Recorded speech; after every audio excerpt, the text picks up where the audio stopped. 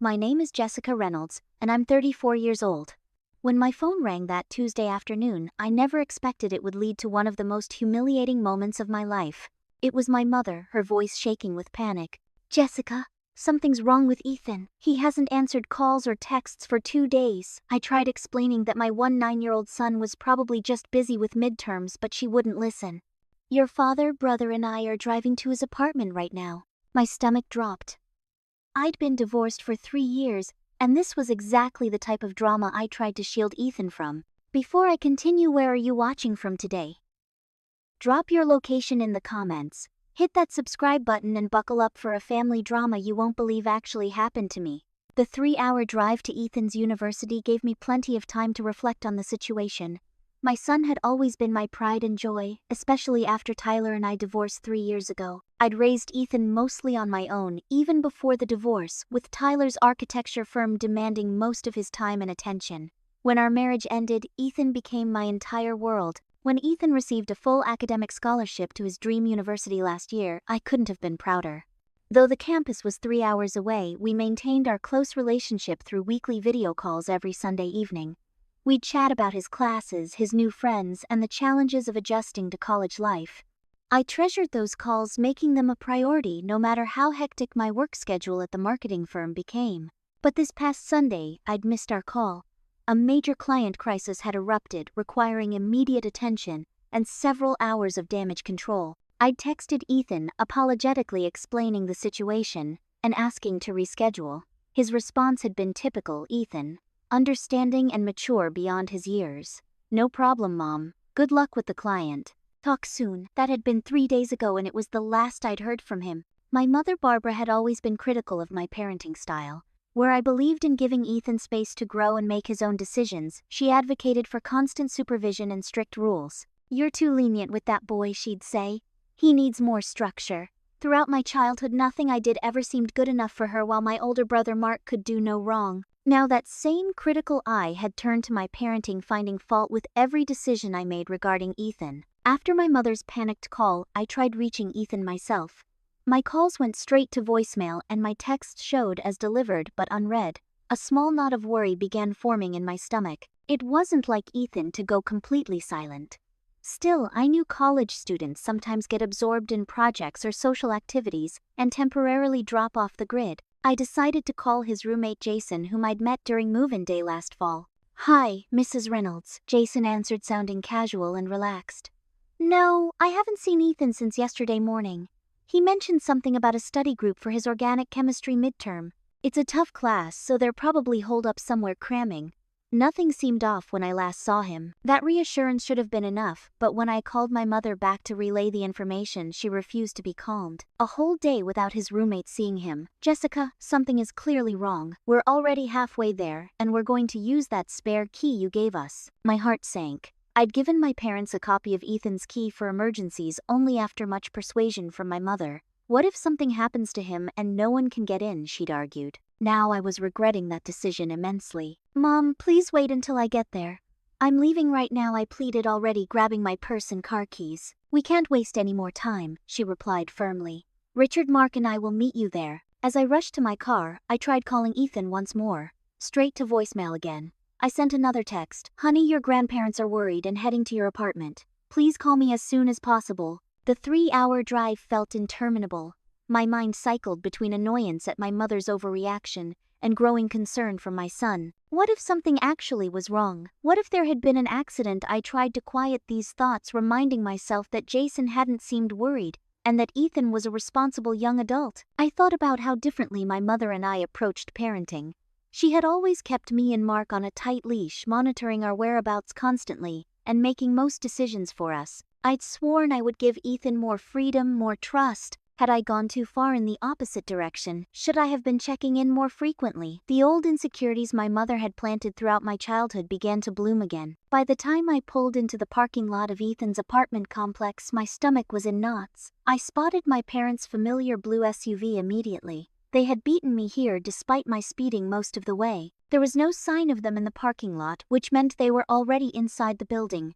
I hurried toward the entrance, dreading what I might find. As I rushed through the lobby and up the stairs to Ethan's third-floor apartment, I heard raised voices echoing down the hallway.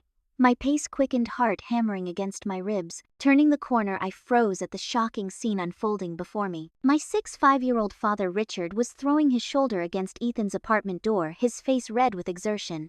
My mother stood beside him, her voice shrill and commanding. "Break down the door! This is our son's apartment," she shouted, apparently forgetting it was actually her grandson's home. My brother Mark was on his phone speaking urgently to someone I assumed was building management. Several neighboring doors had opened, and curious residents peered out at the commotion. A young woman in pajamas was recording the scene on her phone. The humiliation was instantaneous and overwhelming. "Dad, Mom, what are you doing?" I called out, rushing toward them. My father paused mid-lunge, looking relieved to see me. "Jessica, thank God you're here," my mother said, turning her attention to me. "We've been knocking for 20 minutes with no answer. Something is terribly wrong." I stepped between my father and the door. "You can't just break into his apartment. This is insane." My mother's expression hardened. "Don't you care that your son is missing? This is exactly the problem, Jessica. Your negligent parenting has led to this." The accusation stung, especially in front of the gathering crowd of neighbors. Before I could respond, Mark lowered his phone and joined in. "Jess, Mom and Dad have been worried sick.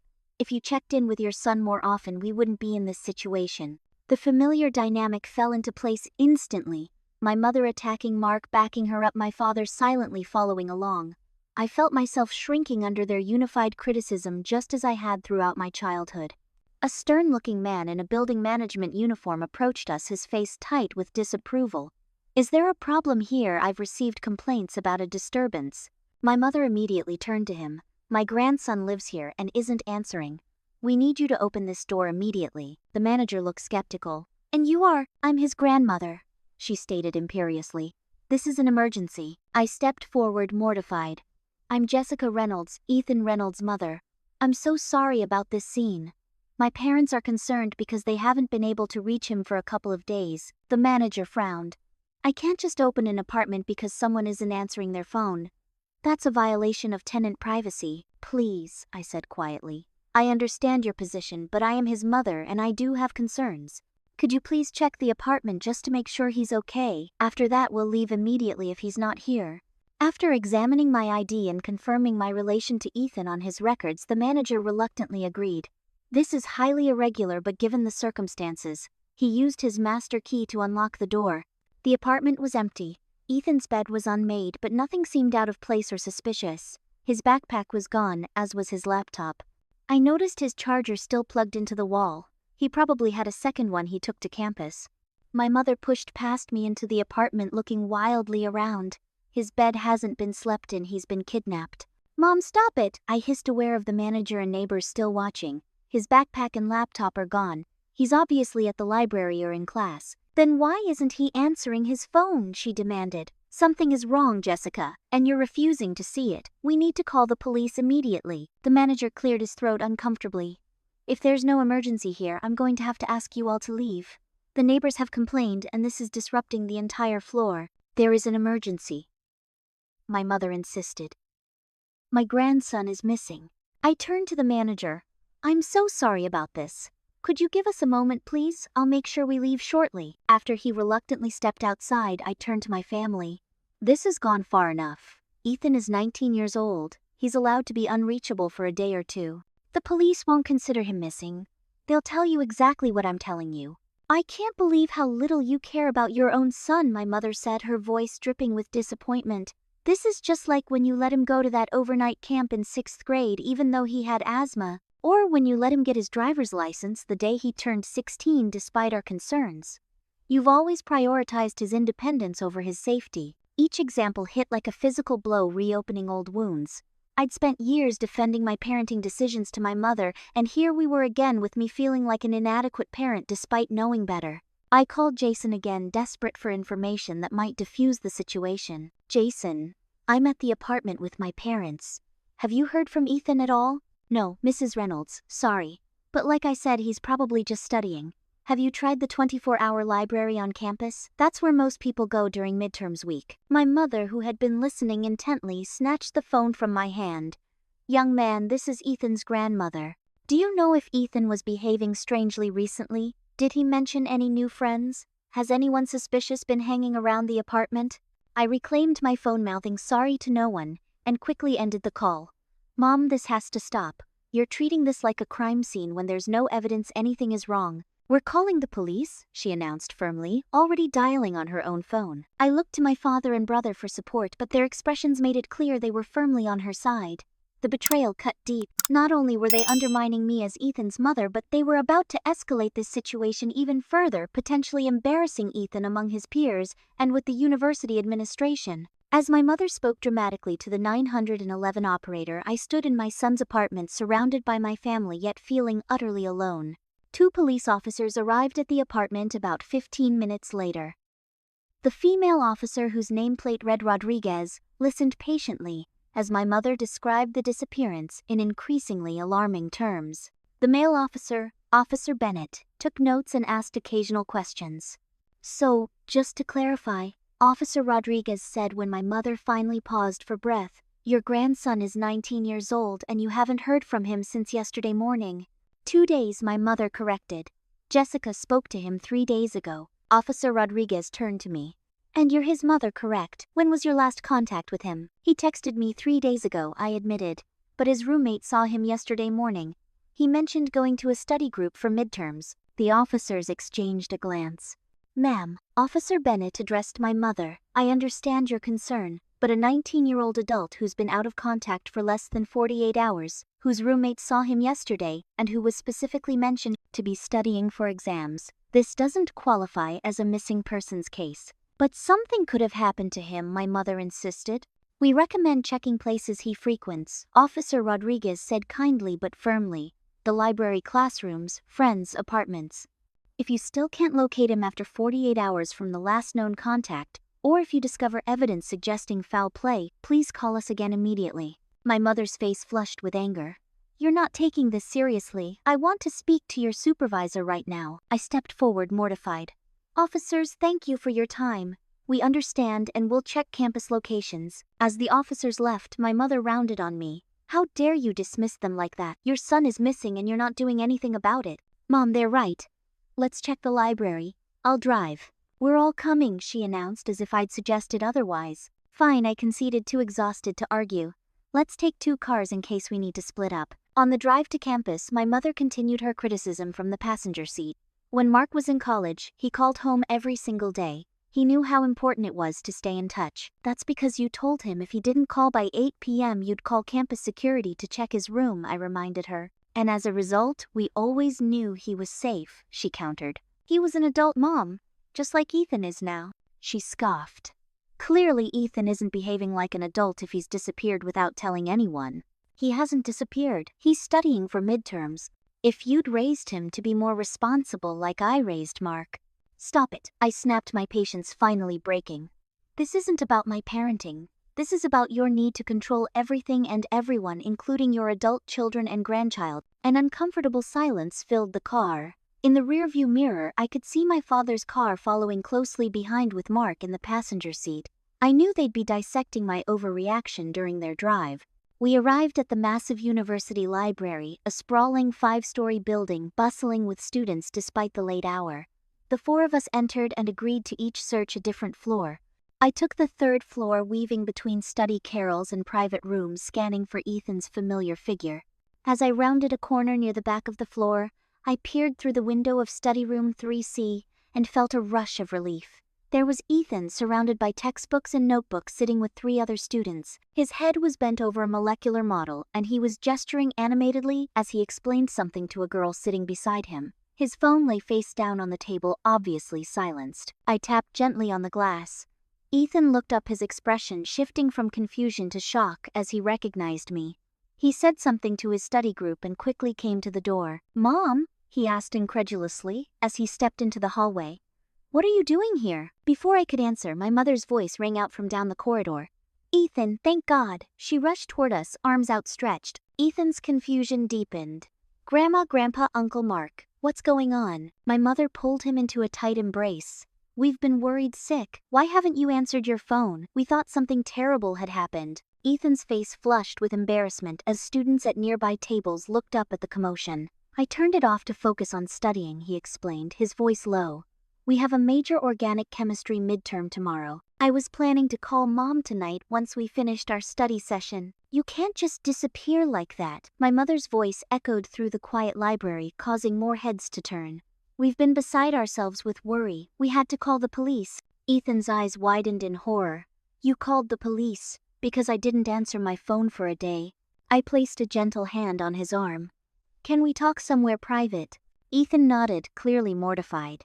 He ducked back into the study room to gather his things and explain to his friends who were all watching the family drama unfold with undisguised interest. When he emerged a moment later, his face was crimson with embarrassment.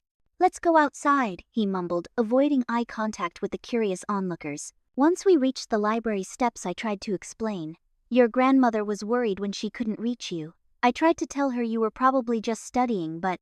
So you all drove 3 hours and called the police because I didn't answer my phone during midterms week. Ethan's voice held a mixture of disbelief and humiliation. We were concerned about your safety, my mother interjected before I could respond. If you had been properly taught to keep in touch regularly. Mom, please, I interrupted, seeing Ethan's expression darken. This isn't the time. When is the time, Jessica? When something actually happens to him because he doesn't understand the importance of staying in contact. This is exactly what I'm talking about. You never take these things seriously enough. Ethan looked between us, clearly uncomfortable with being discussed as if he weren't present. I'm sorry if I worried everyone, but I'm an adult. I don't need to report my whereabouts 24/7. See how you've influenced him, my mother said accusingly to me. This attitude is a direct result of your parenting. Let's continue this discussion at Ethan's apartment, I suggested, noticing more students staring as they passed by. Not here in public. Ethan's shoulders slumped in defeat as we walked toward the parking lot. I need to get back to studying, he said quietly. We've been preparing for this exam all week. Family comes first, young man, my mother replied sternly. You can spare a few minutes to address this situation properly. The drive back to the apartment was tense and silent. In my rearview mirror, I could see Ethan in the back seat texting furiously, probably apologizing to his study group for the disruption. My heart ached for him. What should have been a normal college evening had turned into an embarrassing family spectacle, and I felt responsible for not preventing it. Back at Ethan's apartment, the tension in the air was palpable. Ethan sat stiffly on the edge of the sofa, his body language screaming discomfort. My mother had immediately taken command of the space, moving about the small apartment with an air of authority that grated on my nerves.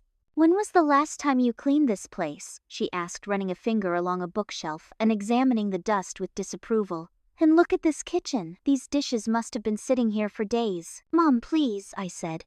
That's not why we're here. She ignored me, opening the refrigerator. Nothing but energy drinks and leftover pizza. Ethan, this is no way to take care of yourself.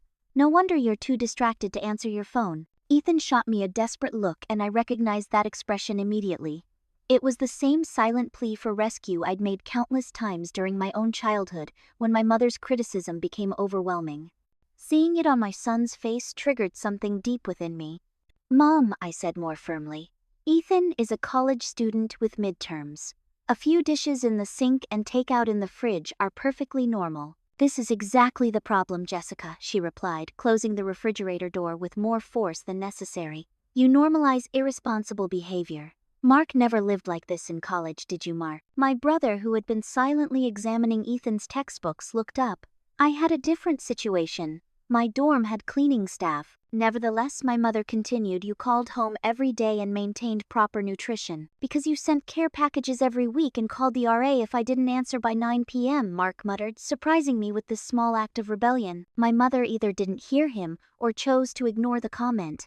She began opening cabinet doors, continuing her unsolicited inspection of Ethan's living space. When she pulled open his desk drawer, I saw Ethan tense. What's this? She asked, pulling out a receipt. A hotel reservation in Chicago for next weekend. Ethan, you never mentioned a trip to Chicago. Because it's not your business, Ethan said, his voice quiet but firm. I'm going with friends for a concert. Not our business. My mother looked genuinely shocked. Of course it's our business. What friends? Who are these people? How are you getting there? Before Ethan could respond, she continued rifling through the drawer, pulling out another piece of paper. And what's this? A birthday card. To my favorite guy, love, Mia. Who is Mia? Ethan stood up abruptly, his face flushed. Grandma, please stop going through my things. You have a girlfriend you haven't told us about. My mother pressed. What else are you hiding, Jessica? Did you know about this girl? I saw the desperate look in Ethan's eyes, silently begging me to intervene. In that moment, something crystallized within me. A recognition of a toxic pattern that had dominated my entire life and was now threatening to engulf my son. Mom, Dad, Mark, I think you should leave, I said, my voice steady despite the adrenaline coursing through me. The room fell silent. My mother stared at me in disbelief. Leave after we drove all this way because we were worried about Ethan? Yes, leave, I repeated. Ethan is fine. He was studying. The emergency is over, and now you're just invading his privacy. We most certainly will not leave, my mother declared. This situation clearly shows that Ethan needs more family involvement, not less. In fact, I think we should stay the night to make sure he's okay. Stay the night, Ethan echoed, looking horrified. Grandma, I have midterms tomorrow. I need to get back to studying. Your education is important, but family comes first, she insisted. We're concerned about you, and with good reason. You disappear without telling anyone. You're keeping secrets about girlfriends and trips. I'm 19, Ethan exclaimed. I don't need to report every detail of my life to everyone. My mother turned to me, her expression severe.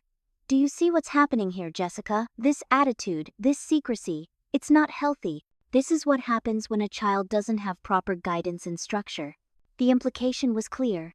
In her eyes, I had failed as a mother. The familiar shame and inadequacy washed over me, but this time something else rose alongside it, anger. What Ethan needs, my brother interjected, is stability. Jess, you know I love you, but your lifestyle isn't exactly conducive to raising a balanced young adult. Your unpredictable work hours, your revolving door of boyfriends. What? I interrupted, genuinely shocked. I've dated exactly 2 men since my divorce 3 years ago. The point is, Mark continued, maybe Ethan would benefit from spending more time in a more traditional family environment. Summer break is coming up. He could stay with me and Sarah, spend time with his cousins. My mother nodded enthusiastically. That's an excellent idea. A proper family environment would do wonders for him. I stared at them in disbelief, as the truth of what was happening became crystal clear. This wasn't about Ethan's safety or well-being. This was a coordinated attack on my parenting. An attempt to undermine my relationship with my son, and assert control over both our lives. Years of suppressed feelings, the hurt, the inadequacy, the constant judgment, suddenly boiled over. Get out, I said, my voice trembling with emotion. Get out of my son's apartment right now. Jessica, my mother looked shocked. How dare you speak to us that way after you would embarrass my son in front of his classmates, invaded his privacy, tried to hijack his summer plans without consulting either of us. This ends now. Ethan is my son. I am his mother. You don't get to waltz in here and take over because he didn't answer his phone for a day. The room fell silent, all eyes on me.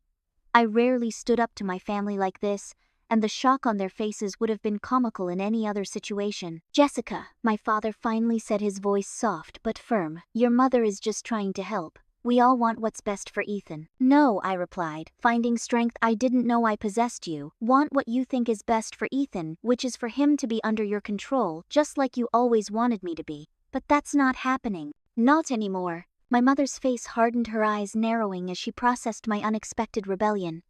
When she spoke again, her voice was eerily calm, the quiet before a storm. Jessica, she began, each word precisely measured. This behavior is exactly why your marriage failed. You've always been too emotional, too quick to lash out when people try to help you. Tyler left because you couldn't accept guidance, couldn't see when people were looking out for your best interests. The mention of my ex-husband sent a jolt through me. My mother had never explicitly blamed me for the divorce before, though her implication had always been clear. My marriage has nothing to do with this, I said, struggling to keep my voice steady. Doesn't it? She arched an eyebrow. Your poor judgment affects everything in your life, Jessica, including your parenting. And now Ethan is suffering the consequences of your mistakes, just as you did with yours. Mom, that's enough, Mark interjected, surprisingly coming to my defense. This isn't the time. No, Mark, she needs to hear this, my mother insisted. Jessica, look at the pattern. You rebelled against our guidance and your life fell apart. Now Ethan is rebelling against basic responsibility, not answering his phone, keeping secrets, prioritizing friends over family, because that's what you've modeled for him. Each word hit like a physical blow, targeting all my deepest insecurities. Wasn't I good enough? Hadn't I tried hard enough? The familiar doubts came flooding back, drowning out my momentary courage. You're just like your father, she continued, her voice dropping to a near whisper. Selfish, unreliable, putting your own needs before your family's. Something inside me shattered. My father, her husband, was standing right there, his expression unchanging as she weaponized him against me. And he said nothing, did nothing to defend himself or me. The dynamic was so familiar, so painful. My mother attacking my father, silently complying, Mark looking uncomfortable but ultimately siding with them. I felt tears welling up and I hated myself for it. I didn't want to cry in front of them, didn't want to prove my mother right about me being too emotional. But the pain was overwhelming, years of criticism and judgment crystallizing into this moment. You don't know what you're talking about, I managed, my voice barely audible. You don't know me, and you certainly don't know my son. I know that children need structure and guidance, which you've failed to provide, she replied. I know that. Stop! The command, loud and firm, came not from me but from Ethan. We all turned to look at him, standing tall with his fists clenched at his sides. Grandma, Grandpa, Uncle Mark, I love you, but you need to leave. Now. My mother looked stunned. Ethan, sweetie, we're just trying to help. No, you're not, he interrupted, his voice steady despite the flush in his cheeks. You're attacking my mom and I won't listen to it anymore. Mom is an amazing parent. She works incredibly hard. She's always there when I need her, and she respects me as a person. I stared at my son, speechless. In all our years together, through the divorce and its aftermath, I'd tried to shield him from my insecurities, never wanting him to feel he needed to defend or protect me. Yet here he was standing strong against the same forces that had intimidated me my entire life. Ethan, my mother said, her voice taking on the patronizing tone she often used with children. I understand you feel loyal to your mother, but you're too young to understand. I understand perfectly, Ethan cut in. I understand that you're trying to make mom feel like she's a bad parent, and it's not true. I understand that you're angry because she doesn't parent the way you want her to. And I understand that you're trying to manipulate me into thinking she's failed somehow, but she hasn't. The room fell silent. My brother looked at the floor, my father shifted uncomfortably, and my mother's face flushed with anger. This is what happens, she finally said, turning to me, when you poison your child against his family. I haven't poisoned anyone, I replied, finding my voice again. Ethan forms his own opinions and I respect that. Something you've never been able to do with your own children. My mother's eyes widened with shock and hurt, then narrowed with fury. Well, she said, gathering her purse, if this is how you want to handle this situation, so be it. But don't come crying to us when your lack of guidance leads to real problems. And Ethan, she turned to my son, I hope you realize that the financial support we've been providing for your education can be redirected to cousins who actually appreciate their family. The threat hung in the air. I knew my parents had been contributing to a fund for Ethan's graduate school, something I couldn't afford on my own. My heart sank at the realization that their support had always been conditional, contingent on our compliance with their expectations. If that's your decision, Grandma, Ethan said quietly, then I'll figure something else out. My mother looked genuinely taken aback, as if she hadn't expected her threat to be ineffective. You're ruining your future, she said, her voice trembling slightly. Both of you. She turned and walked toward the door, my father following silently behind. Mark lingered, looking torn. Jess, he started. Just go, Mark, I said wearily. You've made your position clear. After a moment's hesitation, he nodded and followed our parents. The door closed behind them with a soft click that felt oddly final. The apartment fell silent. Ethan and I stood frozen, processing what had just happened. I felt hollow, drained of all emotion except a profound sadness that threatened to consume me. Had I just destroyed my son's relationship with his grandparents? Had I jeopardized his educational future with my outburst? I'm so sorry, Ethan, I whispered, sinking onto the sofa. I never wanted you to be caught in the middle of this. Don't apologize, Mom, he said, sitting beside me. You didn't do anything wrong, but your grandparents. The money for grad school. I don't care about the money, he insisted. I can get loans, scholarships, whatever. It's not worth it if it comes with all that. I looked at my son, really looked at him, and saw not the little boy I'd raised, but the man he'd become. Strong, principled, kind. Despite all my insecurities, all my fears that I wasn't good enough, somehow I'd managed to raise this extraordinary human being. The realization brought fresh tears, but of a different kind. As Ethan put his arm around my shoulders, I leaned into him, allowing myself to be comforted by my child. something I'd always tried to avoid. In that moment, our roles were briefly reversed, and I understood that parenting wasn't just about what I gave to him, but also what he gave back to me. We sat in silence, the weight of the confrontation still heavy in the air, but alongside it was something new. A sense that we'd crossed an important threshold together, one that would forever change our family dynamics. The next morning I met Ethan for breakfast at a small cafe near his apartment. We'd both had a restless night. I'd taken a room at a nearby hotel, rather than making the long drive home in my emotional state. Ethan looked tired but determined as he slid into the booth across from me, setting his backpack beside him. "How are you feeling?" I asked, passing him a menu. "Okay, I guess," he replied. "Weird. Like everything's different now." I nodded, understanding exactly what he meant. "I'm sorry about what happened, Ethan. I never wanted you to have to choose sides or witness that kind of confrontation." Ethan took a sip of the water the server had brought. "Mom, can I say something? Something I've wanted to tell you for a while." My heart skipped a beat. "Of course. I've seen how Grandma treats you for years," he said, his eyes meeting mine directly. "The way she criticizes everything you do, the way she compares you to Uncle Mark, the way she makes you feel like you're never good enough." He paused. "I've hated it since I was old enough to understand what was happening." His words left me speechless. I'd always thought I'd protected him from the toxic dynamics of my relationship with my mother, keeping the worst of it away from his innocent eyes. "I didn't know you noticed," I finally managed. "Mom, everyone notices," he said gently. "Grandma isn't exactly subtle. Dad used to talk about it too, you know. He'd tell me I should always stand up for you because you wouldn't do it for yourself." The mention of Tyler in this context surprised me. We'd had our issues, but I'd never considered that he might have been observing and forming opinions about my relationship with my parents. "I've wanted to say something for a long time," Ethan continued. "Especially after the divorce, when Grandma would make those little comments about how unfortunate everything was, like it was all your fault. But I didn't want to make things harder for you." I reached across the table and squeezed his hand. "You shouldn't have had to carry that, Ethan. I'm the parent. It's my job to handle these things." "That's just it, Mom," he said, his voice stronger now. "You haven't been handling it. You've been letting Grandma walk all over you for as long as I can remember. Yesterday was the first time I've ever seen you really stand up to her." His words stung with truth. How many times had I swallowed my feelings, made excuses for my mother's behavior, convinced myself that maintaining peace was more important than maintaining my dignity? "You're right," I admitted. "I've been enabling her behavior.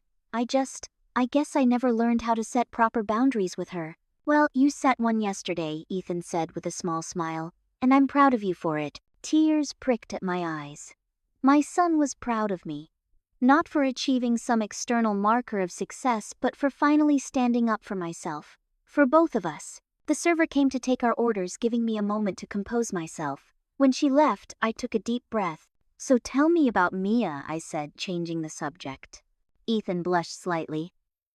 "She's in my chemistry class. We've been dating for about 2 months. I was going to tell you, but I don't know, it's still new and I wanted to see where it was going first." "You don't have to explain," I assured him. "You're allowed to have parts of your life that are just yours.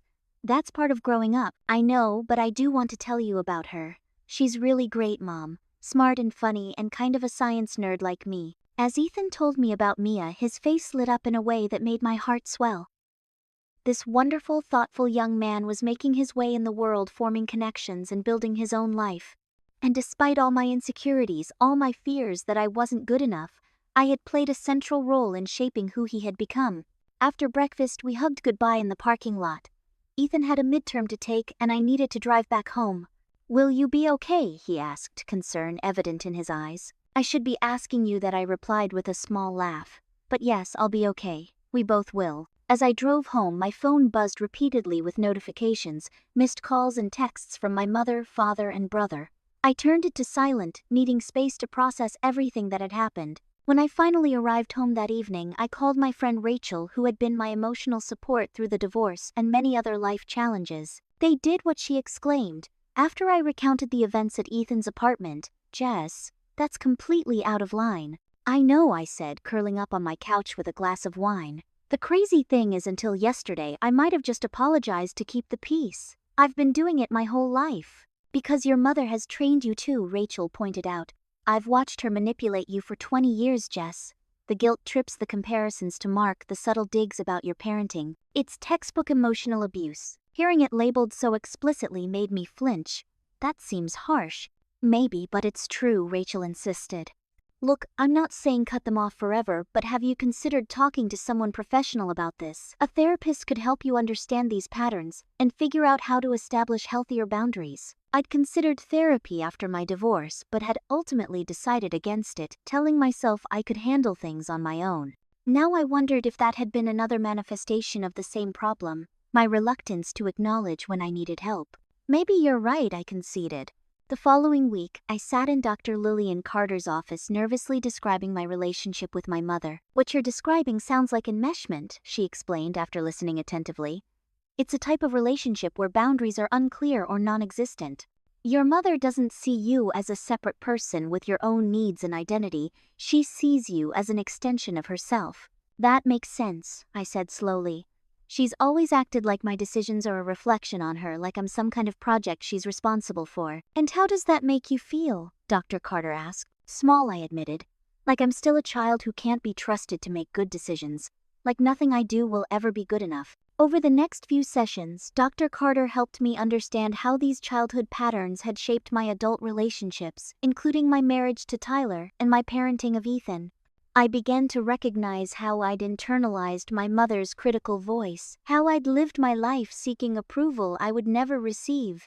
My boyfriend Alex proved to be an unexpected source of strength during this time. Unlike Tyler, who had grown frustrated with my inability to stand up to my parents, Alex listened without judgment and supported without pushing. You're stronger than you give yourself credit for, he told me one evening as we cooked dinner together. Standing up to your family took real courage. I should have done it years ago, I said, chopping vegetables, with perhaps more force than necessary. Maybe, he acknowledged, but you did it now. That's what matters. As the weeks passed, I maintained limited contact with my family. My father called once awkwardly asking when things would get back to normal. My brother texted occasionally, his messages growing less defensive and more conciliatory over time.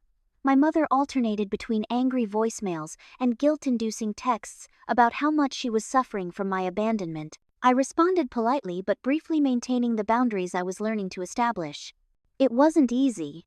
Each interaction triggered the old guilt and insecurity, but I reminded myself that I was breaking a cycle that had caused pain not just to me but potentially to Ethan as well.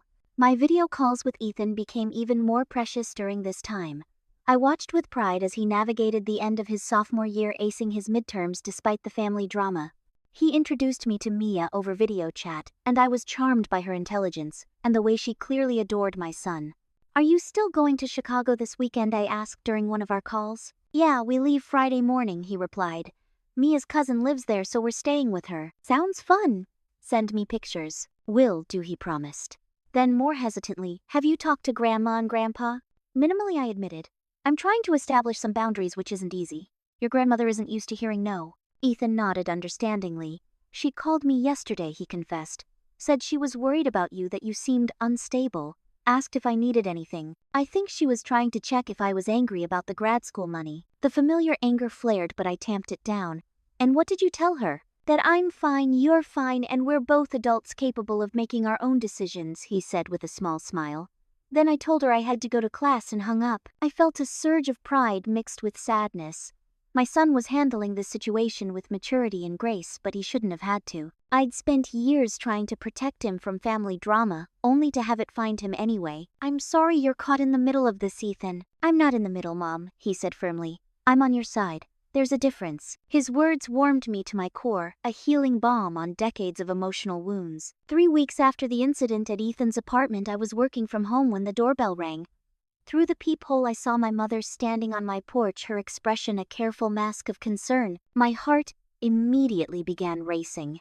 In the past, I would have opened the door without hesitation, regardless of how inconvenient or unwelcome the visit might be. But I'd been working with Dr. Carter on establishing boundaries, and an unannounced visit was a clear violation of those boundaries. I took a deep breath, opened the door partway, and stepped onto the porch rather than inviting her in. Mom, I said, keeping my voice neutral.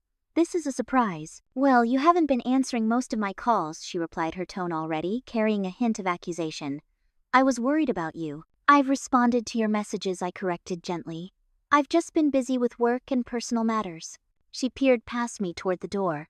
Aren't you going to invite me in? I drove all the way here to check on you. Another deep breath. Actually, Mom, I'd prefer if you called before visiting. I'm in the middle of work right now. Maybe we could meet for coffee in about an hour. There's a nice cafe downtown. Her expression shifted from surprise to hurt to indignation in rapid succession. I'm your mother, Jessica. I don't need an appointment to see my own daughter. It's not about needing an appointment, I explained, trying to keep my voice steady. It's about respecting each other's space and time. I'd be happy to meet you at Riverside Cafe at 2 p.m. Does that work for you? After a moment of tense silence, she nodded stiffly.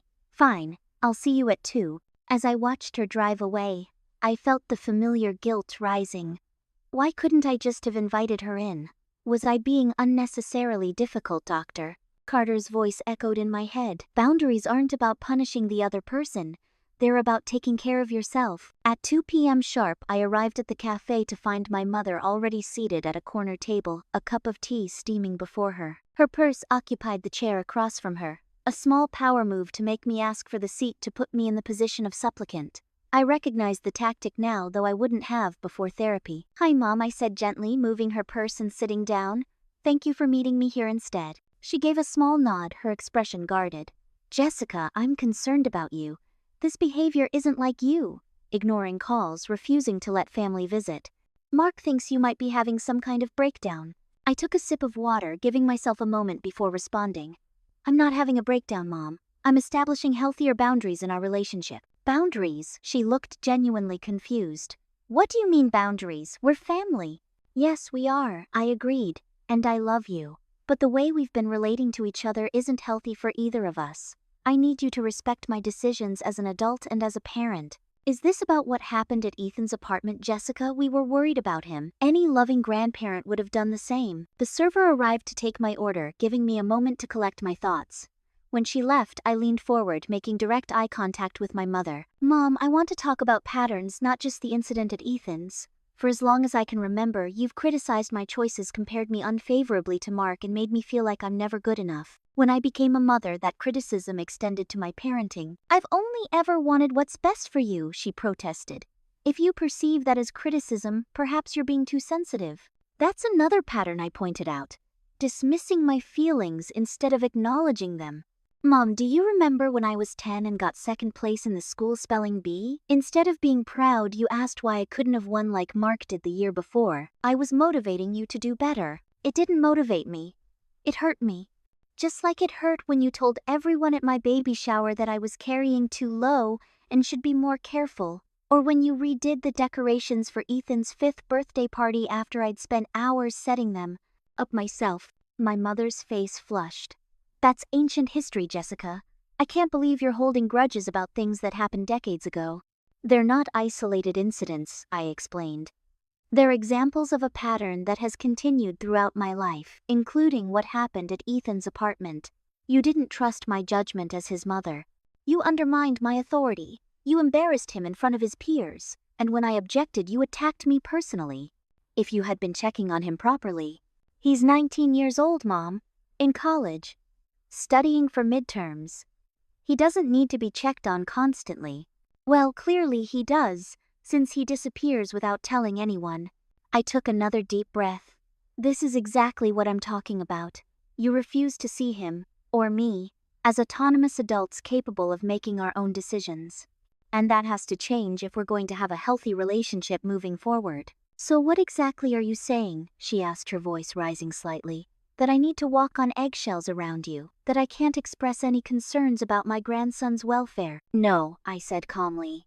I'm saying that you need to respect our boundaries. Call before visiting.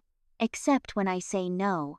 Trust that I'm a good mother who knows her son. And most importantly, stop using criticism and guilt as weapons when you don't get your way. My mother's eyes narrowed.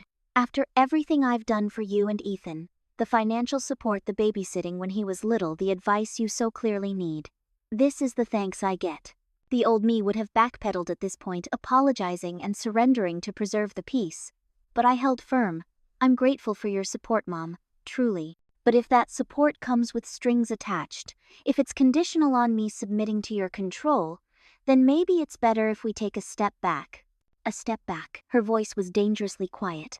What exactly does that mean? It means that if you can't respect these boundaries, we may need to have less contact for a while, I said, my heart racing but my voice steady. I don't want that. I want us to have a relationship, but it needs to be a healthy one. For me, for you, and for Ethan. So you're threatening to keep my grandson from me? Unless I comply with your demands. Her eyes glistened with tears, and I recognized the familiar manipulation tactic, making herself the victim. They're not demands, Mom, they're boundaries. And Ethan is an adult who can make his own decisions about who he spends time with. This isn't about him. It's about you and me and the kind of relationship we want to have going forward. For a long moment, she was silent, staring into her tea. When she finally spoke, her voice was small, almost confused. I don't understand what's happened to you, Jessica. You've never talked to me this way before. I know, I acknowledged. And that's been part of the problem. I've spent my whole life trying to please you, trying to earn your approval. But I'm realizing that I don't need your approval to know that I'm a good mother and a good person. My mother looked up at me then, really looked at me perhaps for the first time, seeing me not as an extension of herself or a project to be managed, but as my own person. The realization seemed to shock her. I need to think about all this, she said finally. It's a lot to process. It wasn't an acknowledgement or an apology, but it was something, a crack in the defensive armor, a small opening where understanding might eventually grow. I understand, I said gently. Take all the time you need. As we parted ways outside the cafe, my mother hesitated, then gave me a quick stiff hug. I do love you, Jessica, she said almost defiantly. Everything I've ever done has been out of love. I know, Mom, I replied. I love you too. That's why I want us to have a healthier relationship. Driving home, I felt lighter somehow, as if I'd set down a heavy burden I'd been carrying for years. I wasn't naive enough to believe one conversation would transform our relationship overnight. There would be backsliding, testing of boundaries, old patterns reasserting themselves. But something had shifted, both in how my mother saw me and, more importantly, in how I saw myself. When I got home, I called Ethan to update him. I'm proud of you, Mom, he said when I finished recounting the conversation. That couldn't have been easy. It wasn't, I admitted, but it was necessary. How are your finals going? As we chatted about his classes and his plans for the summer, I marveled at how much closer we'd grown through this crisis. The irony wasn't lost on me. My mother's attempt to control had ultimately led to greater independence for both of us. 6 months have passed since that day at Ethan's apartment, and so much has changed. The journey hasn't been easy or straightforward, but it's been tremendously valuable. I've continued my work with Dr. Carter, processing not just recent events but childhood wounds that had shaped so many of my adult relationships. Through therapy, I've gained a clearer understanding of how my mother's controlling behavior and constant criticism had eroded my self-confidence and led me to seek validation from others, rather than trusting my own judgment. My relationship with Ethan has grown stronger than I ever thought possible.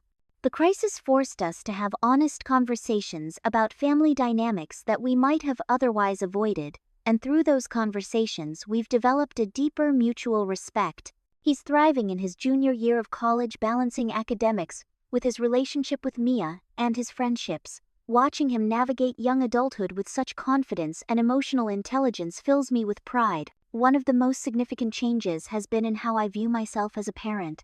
For years, my mother's voice had been a constant presence in my head, questioning my decisions and suggesting I wasn't doing enough.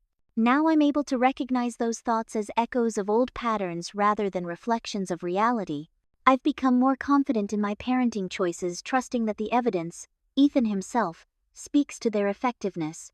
My relationship with my mother has evolved in ways both challenging and hopeful. We've established a new pattern of communication, scheduled calls once a week with clear expectations about respect and boundaries. Sometimes she honors those boundaries beautifully. Other times she tests them, falling back into old habits of criticism or control. When that happens, I gently but firmly redirect the conversation or, if necessary, end it early. The most surprising development has been in my relationship with my father.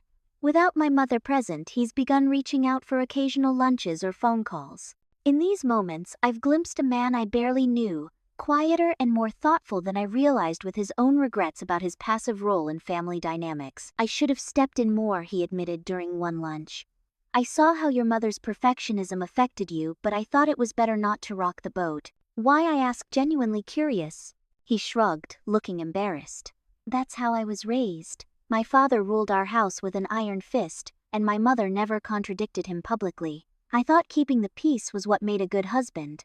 This glimpse into my father's perspective helped me understand that the dysfunctional patterns in our family extended back generations.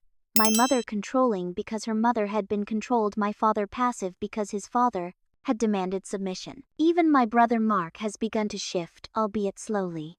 Initially, he sided completely with our mother, calling me selfish and dramatic for blowing everything out of proportion. But as the months passed and he observed the changes in our family system, something began to change in him too. I've been thinking about what you said, he told me during a rare private conversation, about Mom's criticism and how it made you feel. I guess I never saw it that way because I was the favorite. It's different when you're on that side of it. It is, I agreed, appreciating his honesty.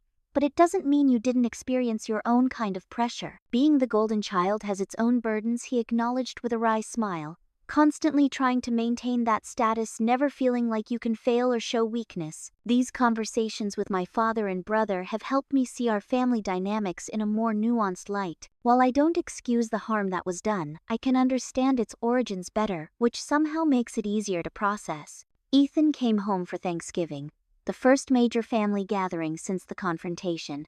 I'd prepared him for potentially awkward interactions, but he'd waved off my concerns.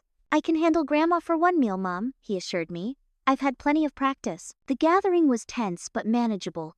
My mother was on her best behavior, clearly making an effort to avoid controversy. She asked Ethan about his classes, and Mia listening more than she spoke, a noticeable change from her usual approach. There were a few moments when she started to slip into old patterns. A comment about the dryness of the turkey, a question about why I hadn't used her stuffing recipe. But she caught herself each time, visibly recalibrating. As we were leaving, she pressed a small gift bag into my hands. It's nothing special, she said dismissively. Just something I found while cleaning out the attic. Later that night, I opened it to find an old photo album filled with pictures from my childhood. Dance recitals, school plays, family vacations. Tucked inside the cover was a small note in my mother's precise handwriting. I'm trying to do better. Love, Mom. It wasn't a grand apology or a complete transformation, but it was an acknowledgement, small but significant. A recognition that there was something to do better about. The healing process continues day by day. I've come to understand that my mother's behavior, hurtful as it was, stemmed from her own insecurities and the parenting she received. Understanding doesn't excuse the pain she caused, but it helps me approach our relationship with more compassion. For her, but also for myself. Perhaps the most valuable lesson I've learned through all of this is the power of breaking intergenerational patterns. By recognizing the harmful dynamics in my relationship with my mother, I've been able to ensure they weren't replicated in my relationship with Ethan. He will enter his own adult relationships, and perhaps parenthood someday, without the burden of those toxic patterns. For those of you watching who might recognize some of these dynamics in your own families, please know that change is possible. It isn't easy, and it doesn't happen overnight, but with awareness, support, and courage you can break harmful cycles and create healthier relationships. Sometimes setting boundaries isn't just an act of self-preservation, it's an act of love both for yourself and for future generations. Have you ever had to set difficult boundaries with family members? How did you handle it, and what did you learn from the experience? Share your stories in the comments below. And if this video resonated with you, please give it a thumbs up, subscribe to my channel, and hit that notification bell so you don't miss future videos about navigating complex family dynamics. Thank you for listening to my story, and remember, you deserve relationships that honor your worth and respect your boundaries.